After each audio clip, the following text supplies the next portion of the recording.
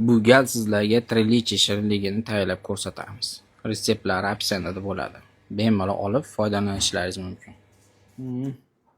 Biskit tayyorlaymiz. Klassik, eng zo'ri ham sochni bo'ladi. Tuxum, shakarni ko'pirtirib olamiz. Shakarni 9 minut davomida yaxshilab ko'pirtirib olishimiz kerak. Yaxshilab ko'pirib oldi. Margarinni eritilganini quyamiz, sal pasaytiramiz.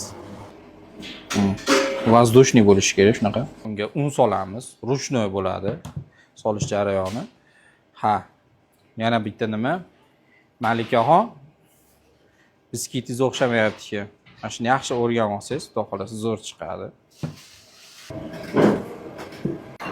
Biskitimizni pechda 170 gradus 30 minut davomida pishirib olamiz. Karamel qilib olamiz. Tak, glyukoza, shakar bitta qozonga solib, yaxshilab qaynatamiz. Glyukozani soldik.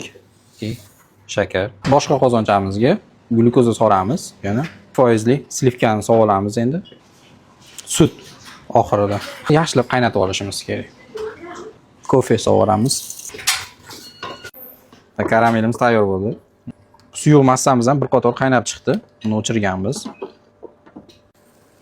Suyuq massamizni qo'yamiz.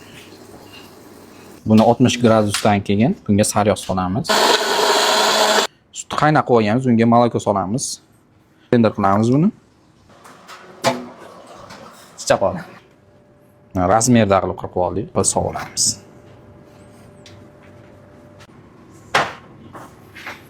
Qamoq solamiz endi.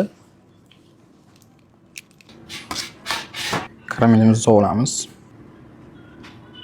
Naqsh qilib olamiz. Cho'p yordamida naqsh qilib olamiz. Trilichimiz tayyor. Bemalol sotib chiqarishlaringiz mumkin. Wow. Hammaga rahmat, sog' bo'lasizlar.